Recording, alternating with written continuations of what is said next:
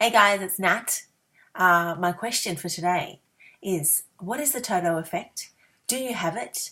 And why am I wearing fairy lights? Aha! I'm going to answer all those questions for you. First, the fairy lights. Well, firstly, the lighting in here is really bad, so I thought the fairy lights would just kind of look cool. But it does tie in with my topic for today, which is about the Toto effect. Now, let me explain first. Let me move these before I probably burn my hair. That looks cute. I went to the theatre on Saturday night with my son, my 8-year-old son, and we saw The Wizard of Oz in the city at the Regent Theatre, which was great, hence the show lights. The experience was good, but it was hampered by something in the form of chatty little children sitting directly to my left. So it got me thinking about brands and dealing with brands and brand touch points. So this is what we're talking about today, brand touch points. In my dealings with the Wizard of Oz brand as such, the experience was going well in terms of every brand touch point. So every interaction I had along the way, buying the tickets, the advertising that I saw for it, parking at the theatre itself, the staff in the theatre, the snacks at the theatre, my seat, all great. The show looked promising. But then the people to my left started to talk and talk and talk the whole way through. So it really affected my experience of the show.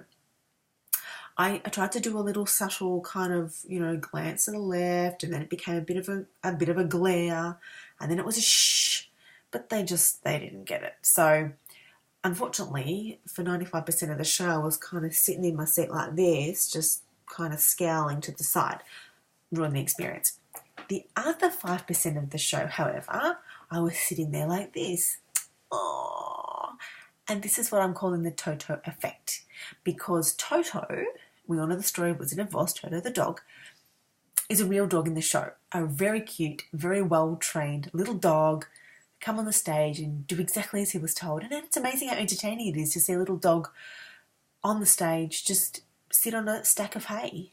You're watching him. What's he going to do? Is he going to pee at the wrong moment? Is he going to run off? What's he going to do? So he was fabulous. And every time he came on, the crowd loved him. He got the biggest applause at the end of the night. So here's what I call the Toto effect. And he saved the show for me because it really was being ruined by the chatter from next door. So in terms of all the brand touch points, every interaction that you have with a brand, they all have to be good. And it's not just how your logo looks.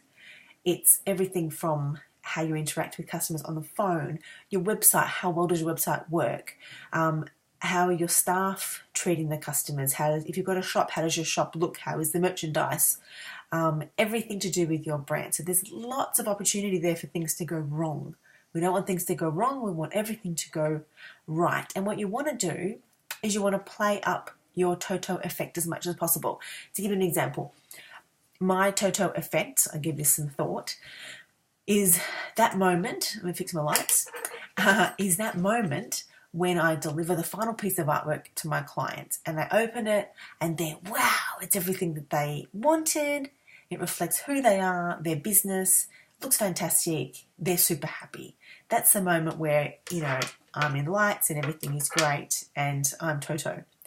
My chatty children, negative downer, would probably be when I haven't followed great processes and I'm dealing with a client and we're not communicating well, the project's dragging out, I'm not delivering what they want. That's the real downer. That's when the client experience with me starts to go and it's not going so well. So what I have to do is I have to minimize that experience and increase the Toto effect. Now, to minimize that experience, I have to educate my clients on how to brief me better. So I have to communicate really well with them. I have to have great briefs, go through them with them, really extract the information. So it's a real two-way street. And then that increases the Toto effect because I get to the end goal quicker. Does that make sense? I hope that makes sense. So in the case of the Wizard of Oz, let me just go back to that.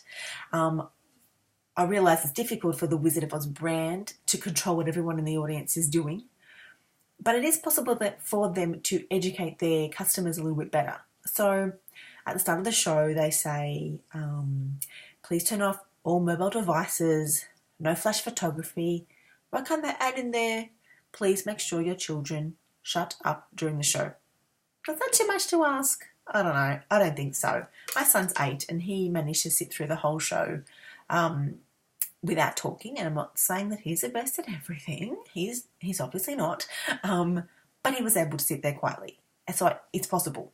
So those kids really could have been quiet. And anyway, enough about that. So I hope that all makes sense. Brand touch points, super important. Make sure they're all good, every single one of them.